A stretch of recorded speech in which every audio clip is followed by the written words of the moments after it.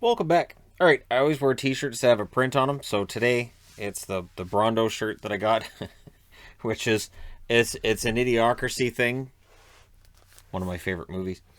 So, anyways, yeah, I wanted to wear the White Flames. I really wanted to wear the White Flames jersey. And I was like, well, I don't really have plain. I don't turn my t-shirts inside out because then you're gonna have the tag sticking out at the back if you do that. So, yeah, all right. That being said, just because I know people are going to mention that the jerseys sheer, Adidas jerseys are. It's definitely something with the Adidas, just because they're the lightweight material and all that. All right, this is what timestamps are for.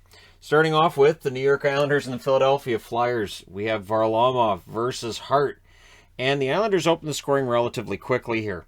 They score at 2:08. It's Salo from Barzal and Parisi. And the Islanders have struggled to score in the second half of back-to-back. So that's an encouraging sign. Really good shift by the Islanders. First NHL goal for Rob and Salo. And it's 1-0 Islanders. They continued this strong puck control after that. The Islanders go to the power play. That was killed off. It had 2 shots.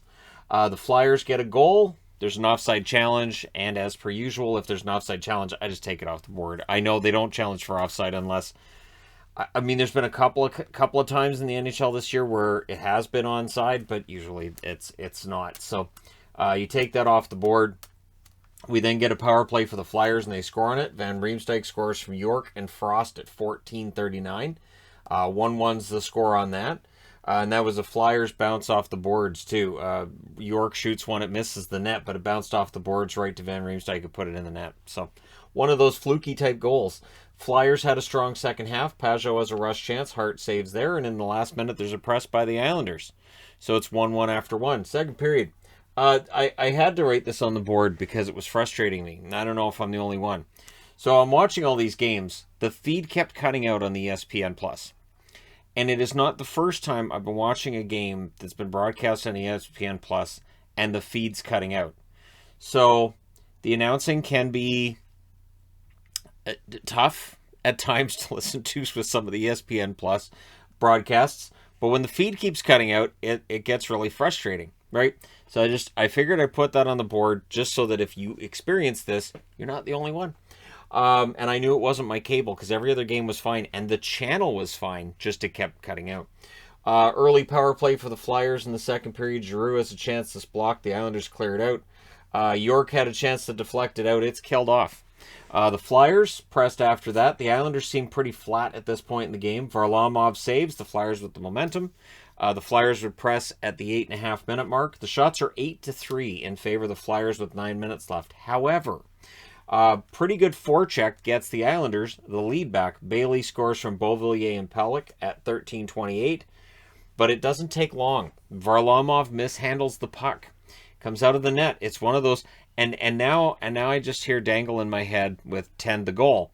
Konechny scores from Lindblom at 13:54. So the lead didn't last for the Islanders nearly as long the second time around as it did the first.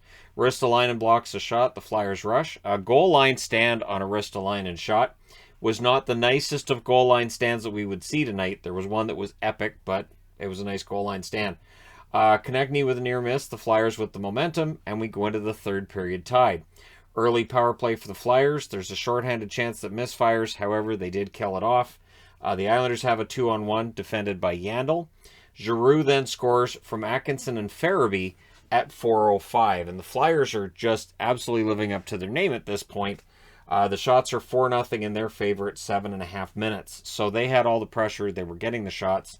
Then the Islanders press. The Flyers would ice it during that. We get a fight between Chara and McEwen as well. So, Chara still willing to fight as he gets closer and closer to being number 1 on the all-time games played list among defensemen. But Cizikas ties it at 15:32 from Mayfield and Clutterbuck. And yeah, then with 3:46 left, the Islanders get a power play. That power play ultimately unsuccessful. We go to overtime. In overtime, Flyers control on the face-off. Konechny has a shot that's blocked. The Islanders were controlling. They press. There was booing by Flyers fans as the Islanders were ragging the puck. I get it, right? They're playing keep away with the puck. It can be boring to watch. The funny thing is, I don't know if this has become more of a thing, but announcers are complaining more and more about the overtimes and how the team that has the possession rags the puck. This is just what they've learned to do. This is how they've learned to play. If you have the puck on your stick, either you're going to get the win or it's going to go to a shootout, right? So Hart saves as the Islanders net crash. Pajot can't bury one. Barzal to Bailey wouldn't go. And Farabee was denied. We go to the shootout. And it takes till round 9 before we get the first goal. So 17 saves in a row by the goaltenders until Wahlstrom gets the winner in that 9th round.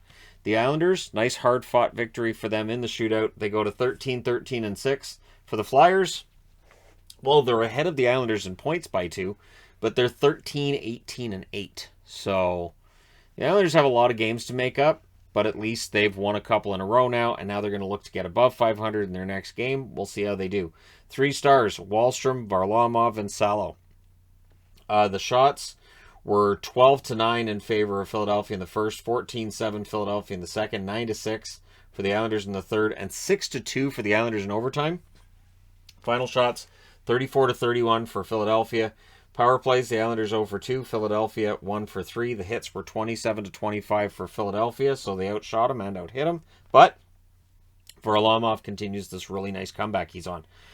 31 saves on 34 shots. Carter Hart played well, 28 saves on 31 shots, and he did save 8 out of the 9 shots he faced in the shootout. So he did everything he could, just they could not solve Varlamov. I'm a little bit surprised that all 3 stars are the Islanders in a shootout win.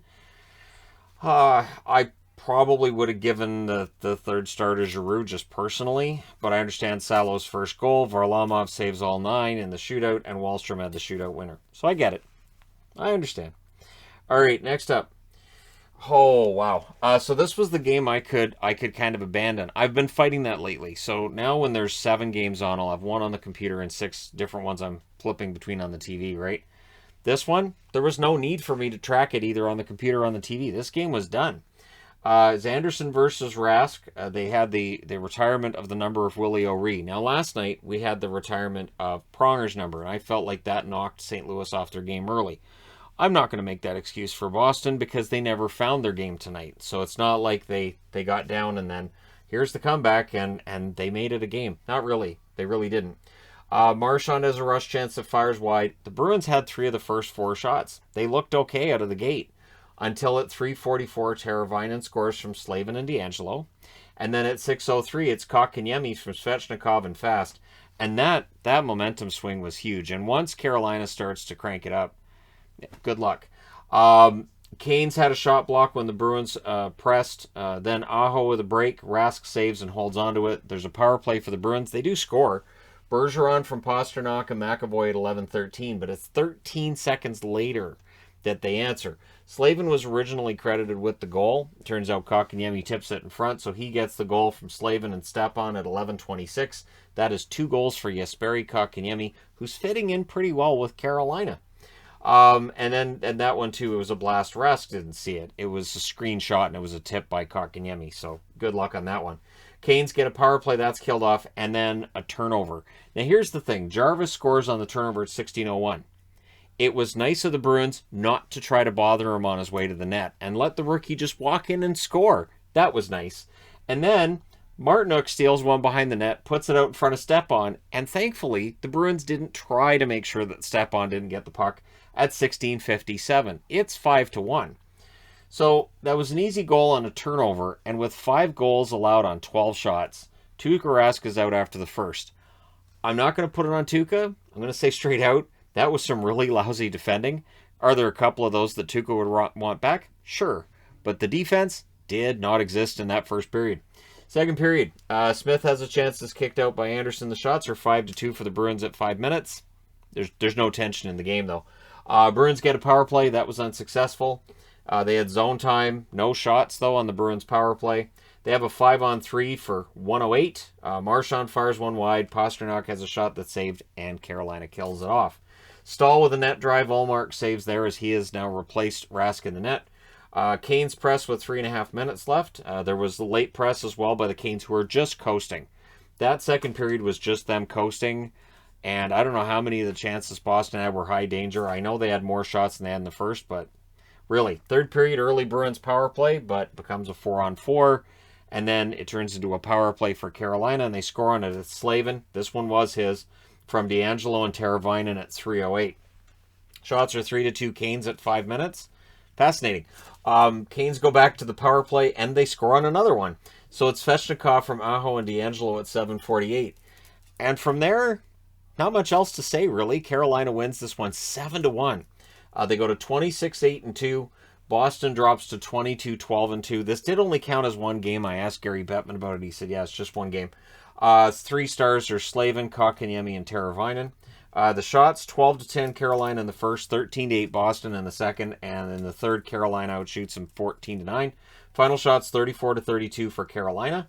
Power plays, Carolina 2 for 3, Boston 1 for 5. The hits were 26 each. Anderson saves 31 out of 32. Good season continues for him. Rask saves 7 out of 12. His numbers take a beating tonight. And Ullmark did save 20 out of 22 in relief. But again, it felt like Carolina did take their foot off the pedal going into the second period and just kind of coast from there, and they just get the 2 power play goals. So 5-on-5, they didn't score again, but they didn't need to. So there are no moral victories in this for Boston. You can't say, well, at least they won that period. Nope. Nope. Next up, Buffalo. So this game, I have to say, this might have been the most bizarre game-winning goal ever, so we'll get to it. Hauser versus Forsberg. Seriously, just bizarre. I'm still confused. So, Formenton with a break, he's denied. Hauser was sharp early. And that was going to be the story tonight. Michael flippin' Hauser, of all people, right? Shots are 6-2 Sens at 4 minutes. I have nothing but respect for Hauser either. He's the 6th goaltender that's been employed by Buffalo in the net so far this season.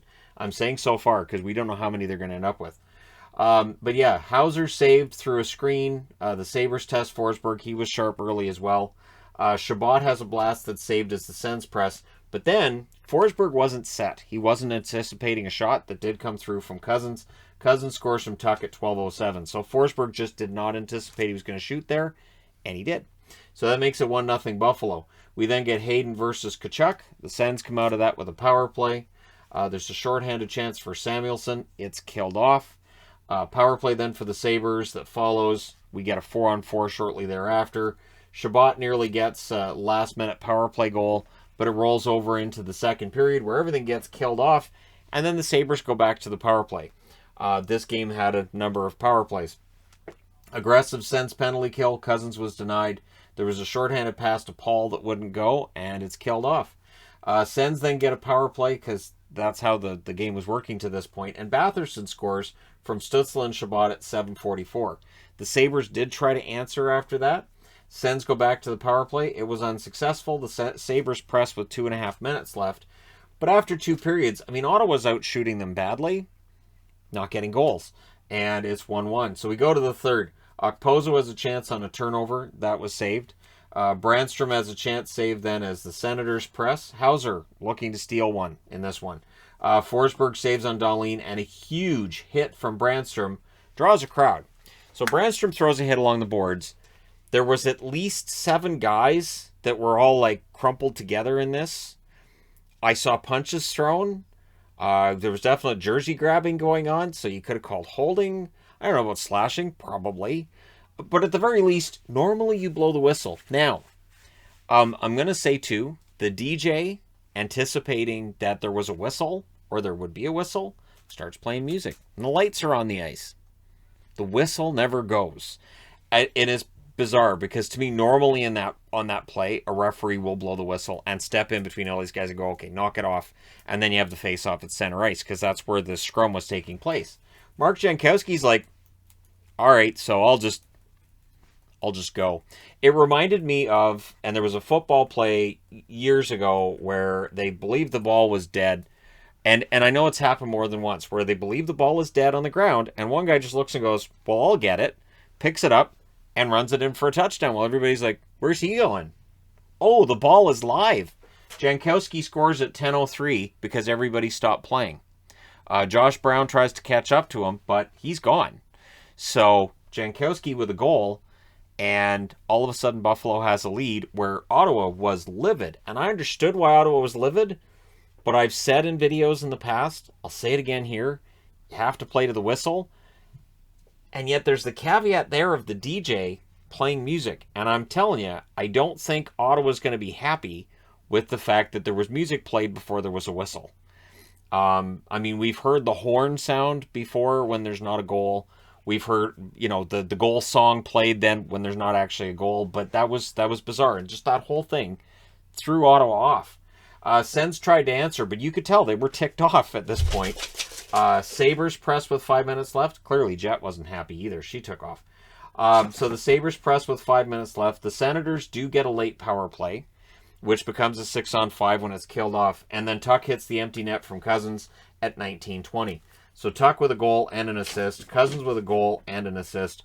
Buffalo wins a bizarre game 3-1 in Ottawa. They go to 12-20-7. Ottawa drops to 11-19-2. Your 3 stars are Hauser, Chabot, and Tuck. Your shots, 15-9 Ottawa in the first, 19-12 Ottawa in the second, 11-10 Buffalo in the third. Final shots, 44-32 for Ottawa. Power plays, the Sabres go 0 for 2. Ottawa goes 1 for 5. Hits, 22-10 for Ottawa. Hauser saves 43 out of 44. Forsberg saves 29 out of 31. It was a goaltending battle between Hauser and Forsberg. I did not see that coming. But, yeah, most bizarre goal of the night, easily. That was just weird. Because the whole time, like, he didn't blow the whistle? Wait, what's go... Oh, puck's in the net. Okie dokie then. That's interesting. All right, last one on this board is Washington at home against Winnipeg. This was a pretty good tilt. I have to say, too, Vanacek looked shaky, and then he didn't. So it's Hellebuck versus Vanacek. 22 seconds in, Ehlers draws a Jets power play. And they score on it. It's Kyle Connor from Kopp and Scheifele at 1:02. Jets look for another. They get it. Cole Perfetti with his first NHL goal from Dubois and Connor at 2:20. Caps don't have a shot yet. So the Jets are up 2-0 on the road. Capitals haven't recorded a shot yet. And Vanacek has allowed 2 goals. And I think it was the first 3 shots, 3 or 4 shots for Winnipeg to this point. Kopp then has a break. Vanacek saves there. And that would be a very important save. If Kopp buries that on the breakaway, it's 3-0. And then maybe they run away with it, right? Kuznetsov mishandles one on a net drive. There's a power play for the Caps. The Jets kill that off. The Jets press. Kopp ends up hitting the post. Again, there's just these little plays that if they go in, right? Ovechkin had a rush chance that was saved. Wilson was in it at the Jets bench. And it's like he cast distraction. And Ovechkin scores from Hathaway at 16:48. So with that goal, Alex Ovechkin now leads the NHL in goals and points.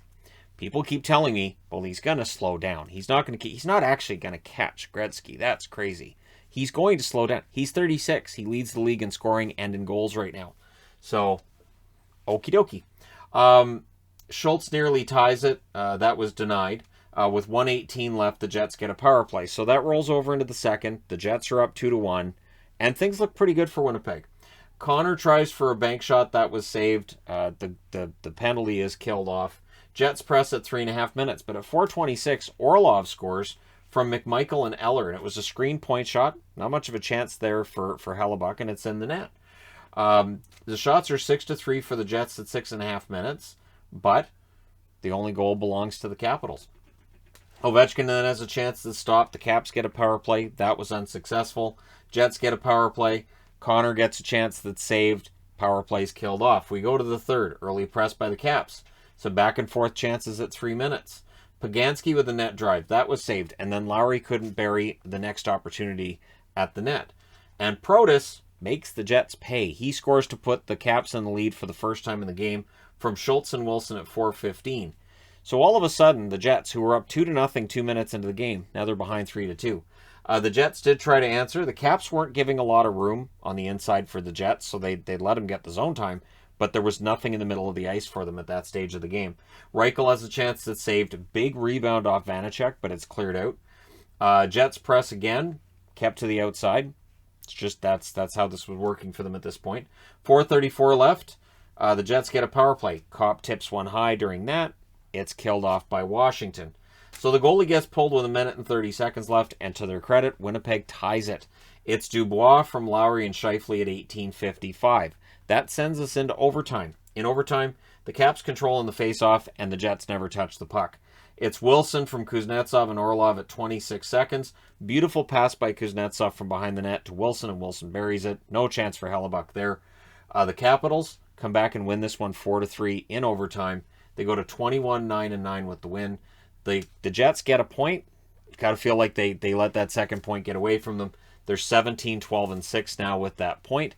And so, yeah, the Jets looking, of course, at those playoff spots, and they're close, but they didn't get the 2. They just get the 1 point tonight. 3 stars are Wilson, Protas, and Connor. Shots, 11-10 Washington in the first, 11-10 Winnipeg in the second, and 12-8 Winnipeg in the third before Washington had both shots in the overtime, including the one that matters. Final shots, 33-31 Winnipeg. Power plays, Winnipeg 1-for-4, Washington 0-for-2. Hits, 21-18 for the Caps. Hellebuck saves 27 out of 31. Vanacek bounces back nicely from allowing those 2 early goals, saves 30 out of 33.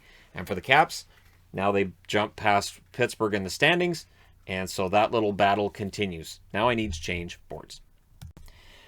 Okay, so I didn't have a lot of fun watching teams I cheered for tonight. However, Vancouver, nicely done. So Vancouver going into Nashville against a team that came off of a tough loss last night, the Preds, against the Blues, right? And what they experienced against the Canucks tonight was a little bit different than what they experienced against the Blues. It was Demko versus Riddick. Early press by the Predators. Lots of whistles in the first 5 minutes. A lot of stops and starts to this game early on. We then get Myers fighting with McCarron. So, and I mean Tyler Myers, not Philippe Myers. That would have been entertaining, but weird. So, power play then for the Canucks. Miller has a shot that's saved. It's killed off, but the Canucks managed 3 shots during that power play. Preds pressure at the half. Yossi ends up hitting the post. The shots are 5 apiece with 8 minutes left, so good road game to that point for Vancouver. Yossi has a net drive that wouldn't go. The Canucks clear it out. Hughes gets stung on a shot block. He would stay in the game. Late power play for the Canucks. It's scoreless after 1. Second period, early chance for Besser was held onto. That power play finishes out. It's killed off. Jeannot draws a Preds power play, and they score on it. It's Tomasino from Carrier and Tolvanen at 2:51. So Nashville opens the scoring. Canucks would press at 5 minutes. They had some really good shifts in there, and eventually they score. And it's Pettersson. It's great to see Pettersson heating up from Podkolzin and Höglander at 7:23. I haven't checked online. I haven't checked reactions, but I guarantee you Pettersson with Podkolzin and Höglander is a line Canuck fans are going to be pretty excited about. That's 3 young players, kind of the future of the franchise type, and it's nice to see them all playing together, right? And then it makes Pettersson, I'm not getting into that argument. That's years ago. It's gone. Pettersson being the leader on a line, it kind of changes things a little bit, and I think it's good. I think so far it's worked out pretty well. Demko, he started that play as well. So he passed it to Höglander. Nice headman pass by Demko, and then it was a rebound that was buried by Pettersson. And it was a nice confident shot by Pettersson, not the kind of shots we were getting from him up until a couple of games ago. Canucks then pressed for the lead. Not only that, but they were matching the physicality of the Preds. The Predators, they lead the league in fights. It's funny, too, because the Myers versus McCarron fight happens, and John Garrett's like, I'm not sure what started this. And I said to the TV, it's the Preds. You're going to get into fights. And then later on, Shorthouse mentioned that they've got the most fighting majors in the league, and I just nodded and went, yeah, that checks out. This is a team that's not scared of fighting. It makes them entertaining to watch, too. So Pettersson line was very good, but in the last minute, there's a press by the Predators. It's unsuccessful, but going into the third, this game's wide open at a 1-1 tie. Early Canucks power play, Besser was denied. Yossi shot blocking. The Preds did kill it off, but they take another penalty right after. So the Canucks go back to the power play, and they scored pretty quickly on this one. It's Besser from Miller and Hughes at 3:41. So suddenly, Vancouver's in the lead. Preds tried to answer. Sissons has a rush chance. That's fired wide. Tolvanen has a shot that deflects wide as well. So Tolvanen, Sissons with opportunities.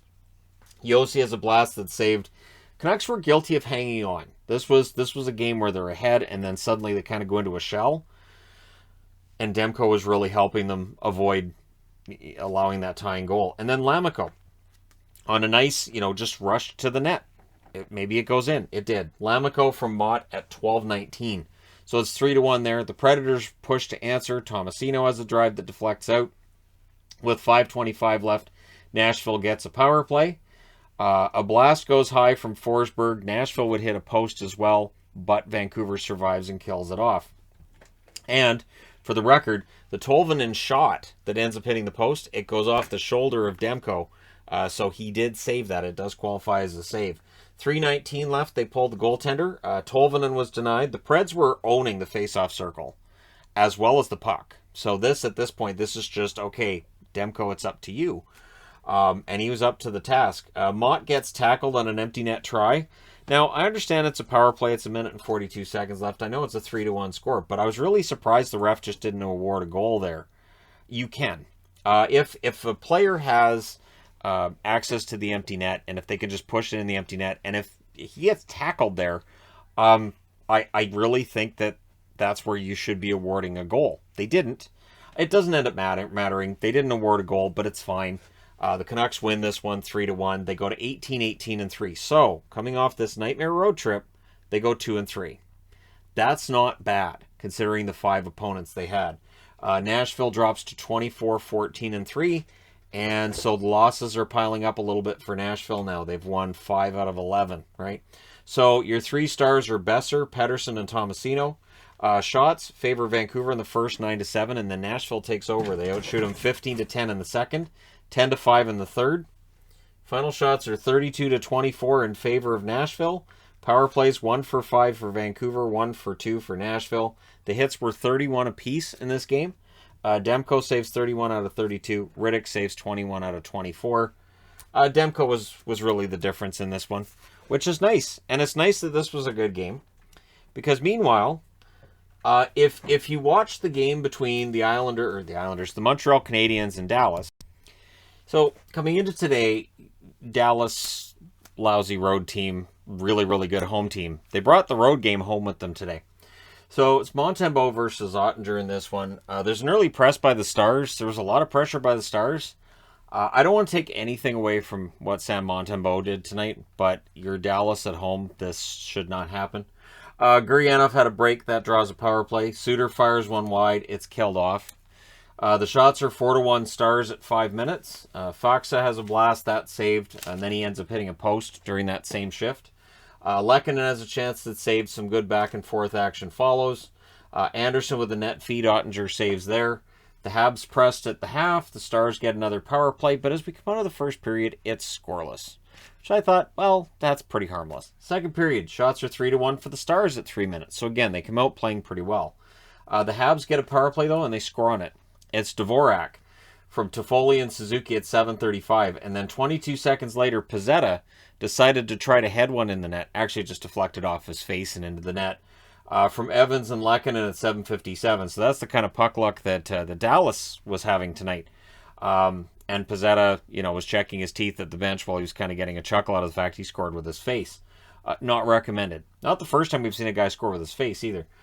Stars press at the half, still not the weirdest goal of the night. That still goes to Jankowski for me. Montembeault had a bit of an oops, but it was cleared out. Stars get a power play. Sagan was frustrated, and the Habs kill it off. However, 5-on-5, Peterson opens the scoring for Dallas from Pavelski at 16:24.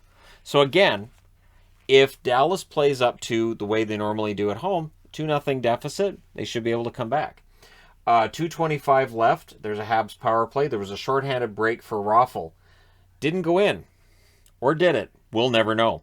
So the beauty of this play is that Montembeault leans back on the puck as it's on the line. So this is one of those moments where you can go, it probably crossed the line. And maybe it did.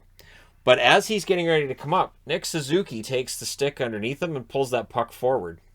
So if that puck was behind the line, it didn't matter, because Suzuki pulls the puck forward as Montembeault sits up. There's no angle showing the puck in the net. So they reviewed it, and again, you can't call the puck in just because you think, well, logically it would have crossed the line there. Nope.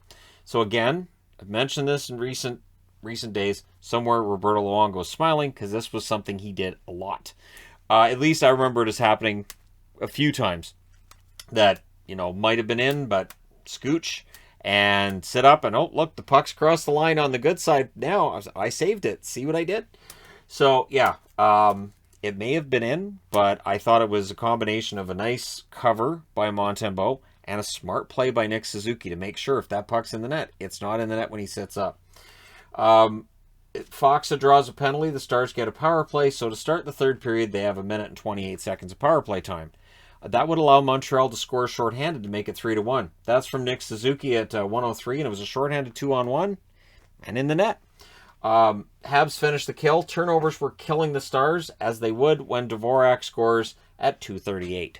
So suddenly it's 4-1 in favor of Montreal, and it's a quiet crowd in Dallas. Sagan would answer from Hanley and Gurianov at 3:03, and then Suter hits a post right after that. So you can see that there's the potential. However, Anderson scores from Drouin Pitlick at 4:18 to wipe out that potential, and Braden Holtby goes in the net. Stars would get a power play. There was robbery by Montembeault. It was killed off. We get 2 minutes of 4-on-4. Damiani has a chance at save. Things are getting scrappy. The Stars are getting frustrated. There was a 5-minute cross-check by Drouin on Sagan, and basically Sagan antagonized Drouin. Drouin lost it. And so I don't know if anything more is going to come of it. I don't know if Department of Player Safety will get involved. They were really quiet today. It's possible they're quiet tomorrow as well. Parade to the box would continue. They pulled the goaltender. They got a 6-on-4 out of it. They get a power play. They score 6-on-4. It's Pavelski from Sagan and Hintz. That's Sagan's first assist in a while. At 18:41, makes it 5-3, and that's as close as Dallas gets. They lose at home against Montreal. Montreal goes to 8-25-5. That's right. They pull within a point of Arizona. Going to catch Arizona yet. Dallas drops to 18-16-2 with the loss. So, yeah, not a great night for Dallas. Shots, Montembeault's your first star. Dvorak and Toffoli are second and third star. Completely fine with all three of them being Habs. The shots in this one, completely in favor of Dallas, though. 14-7 in both the first and second period. 23-8 in the third. Final shots are 51-22 for Dallas. Power plays, Montreal 1 for 3, Dallas 1 for 7. And that's what submarines them. They had 7 power plays and only buried the puck once. Hits 29-14 for Montreal. Montembeault 48 saves on 51 shots. You know, I liked Montembeault during parts of his time in Florida, and it was nights like this that he'd have in Florida every now and then that made me believe in him. Ottinger had 14 saves on 19 shots. Not his best night. Holtby only faced 3. So he goes in the net. He wasn't really tested, and 3 saves on 3 shots for him. I would think Holtby starts the next game. But yeah, so eventful game. And if you're a Habs fan, you're probably pretty happy with the result. All right, next up, Florida. So I was informed when I did the power rankings the other day that Florida is far and away the better team and the best team and the greatest team. At home, yes. On the road, their 5-4-5 road record coming into this one had me concerned. And what was great about this game is Calgary came into tonight 4-4-4 at home. So they'd only won 4 out of 12 at home. Fascinating matchup. It was Knight versus Markstrom. The Flames had a 3-on-2. That misfires. But the Flames get a power play, and they score on it. It's Anderson with his first goal of the year from Gaudreau and Tkachuk at 4:36. Panthers then get a power play. Ekblad fires one high. Huberdeau had a shot that was saved, and that power play is killed off. And then it's Coleman from Mangiapane and Backlund at 11:36. Result of a very good shift by Calgary. And this is the best game I've seen Calgary play in quite a while. Panthers try to answer, but they end up taking a penalty. So this is that undisciplined play we don't normally see from Florida like this. The Panthers did kill that off, though. 36 seconds left. There's 2 minutes of 4-on-4, so that rolls over into the second period. Markstrom was tested early in that second period, and he passed the test with flying colors. He doesn't end up being a star tonight. I think they could have given him a star. Dubé has a chance to deflect wide. Gaudreau was denied. Knight looked pretty sharp at this point in the game. I mean, they're behind 2-0, but I didn't think it was Spencer Knight's fault. Pressed by the Flames at 7 minutes. Backlund's robbed. More pressure by the Flames. They're just pouring it on at this point. Shots were 8-4 in favor of the home team with 9.5 minutes left. Reinhardt has a rush chance that's blocked. Verhaeghe had a net feed that wouldn't go.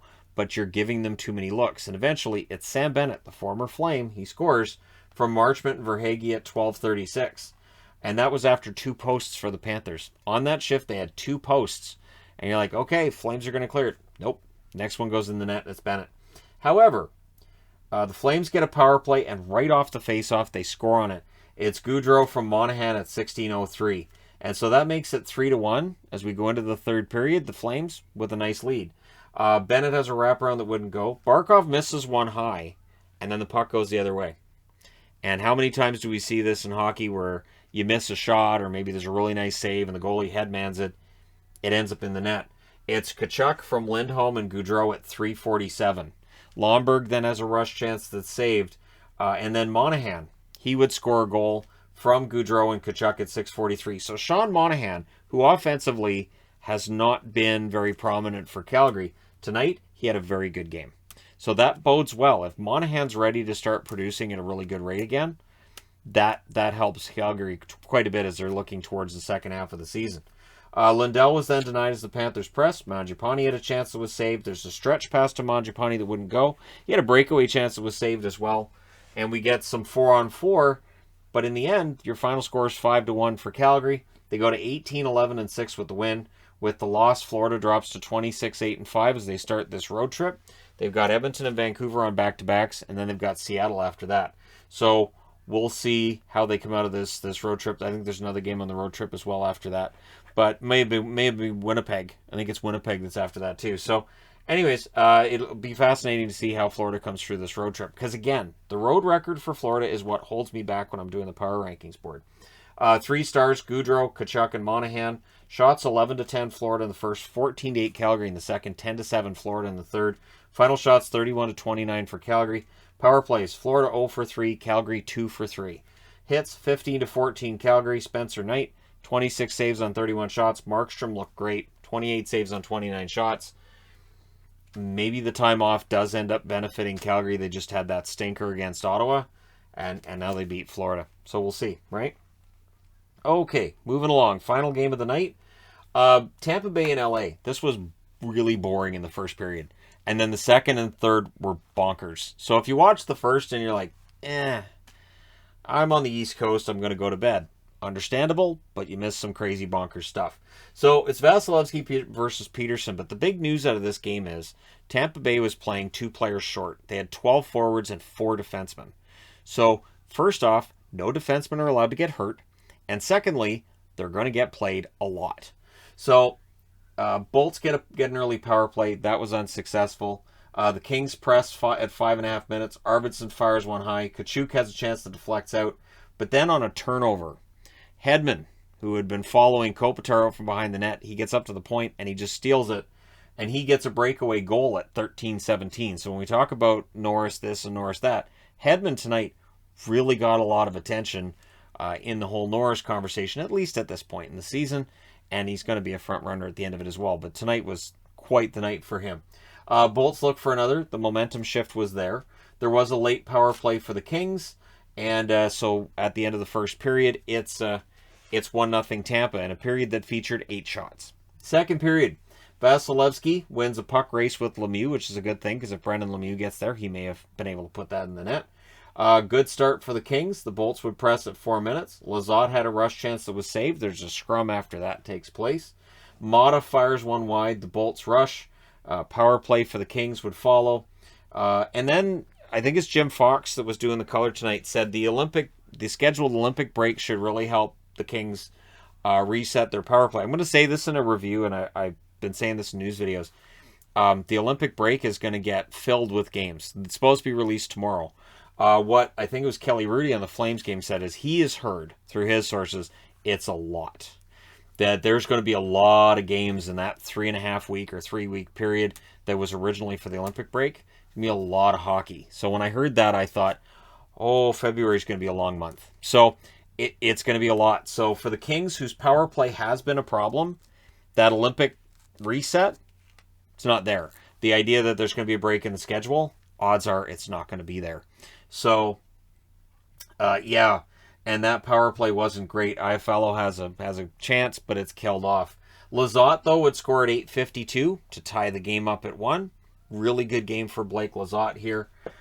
Then we get Point and Deneau in a fight. I was like, Braden Point in a fight. I don't think Tampa wants him fighting. Considering his injury record over the last couple of years, I don't think Tampa wants him in a fight. So he may get pulled aside after the game and get told, maybe let other people do the fighting. We'll throw Belmar out there. Just don't do that. So, and I don't know that LA wants Deneau fighting either. right? So it's 7 minutes for each of them. One of them got 2 minutes for roughing. One of them gets 2 minutes for, I think it was for slashing. So they even out the penalties. But that means points out of the lineup now for 7 minutes. This is a team that's already at 16 players for Tampa, and I thought that was interesting information. Bolts press at the half. Things get scrappy with 8:34 left. The Bolts get a power play. And this is where the crazy starts. It's a shorthanded goal for Iafallo at 11:44. He just steals it. It was lazy play by Tampa Bay, and he exposes it. He steals it and puts it in the net. But Kucherov would score on that power play from Hedman and Stamkos at 13:03. I think the power play was almost done. Kucherov makes sure that they even up the goal. There's the shorthanded marker and the power play goal in the same power play. The Kings then get a power play. How much more crazy can you get? Shorthanded goal by Belmar from Joseph at 14:40.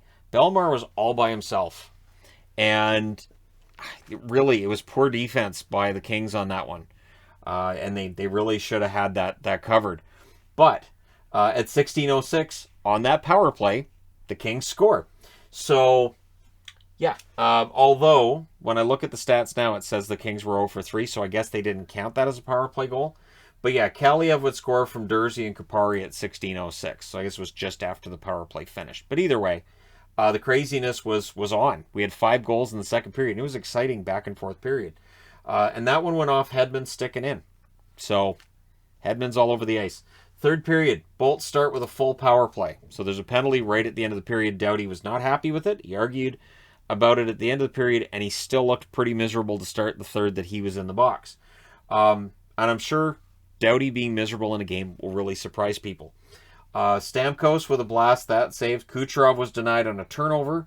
A lot of turnovers by both teams, it felt like, in this game. Point hits the post. The Bolts press. The Kings get chances at 6.5 minutes, but they're firing wide. So the Kings are getting opportunities. They're not hitting the net enough.